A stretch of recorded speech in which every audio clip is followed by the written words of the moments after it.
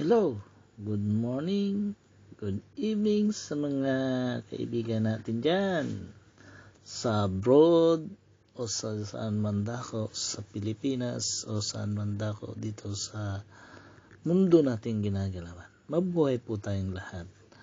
Maraming salamat po sa patuloy na nakikinig o makikinig pa lang. Pasensya na po kayo, hindi po kasi ako ganong sa pagsasalita. First time ko po kasi magsalita, so hindi ko po alam kung anong aking sisimulan na sasabihin. Bagamat po sa akin pong pagsisimula na to, nais ko po sana sa inyo na humingi ng tulong kung ano man po ang magandang suggestion sa akin, na sana po ay i-comment nyo po sa aking vlog o sa aking upload, at para po ako po ay magkaroon ng magandang idea na galing po sa inyo. Maraming salamat po. Ako po ay nagpapasalamat sa inyo, at God bless po sa inyong lahat. Sana po sa darating na Pasko o malapit na pong Pasko, maging masaya po tayong lahat.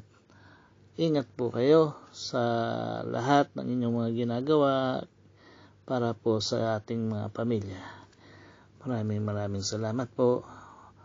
Maraming salamat po sa bumubuo ng programang ito na si Ma'am Josie Cabasis, na rin siya nagbibigay ng mga magagandang suggestion o determinasyon sa mga tao nandito.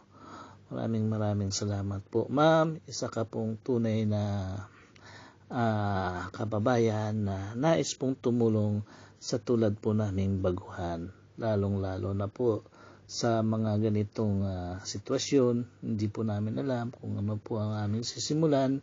Sa pamamagitan po ninyo sa pananalita nyo, kami po ay nagkakaroon ng determinasyon na maggawa ng magagandang i-upload, at para naman po sa ikasisaya ng lahat.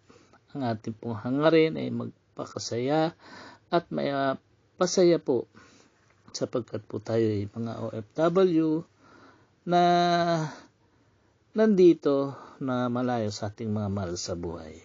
Isa po itong paraan para po maibsan ang ating mga kalungkutan. Maraming salamat po.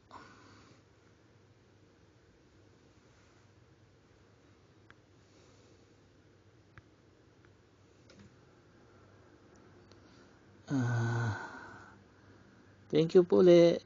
God bless.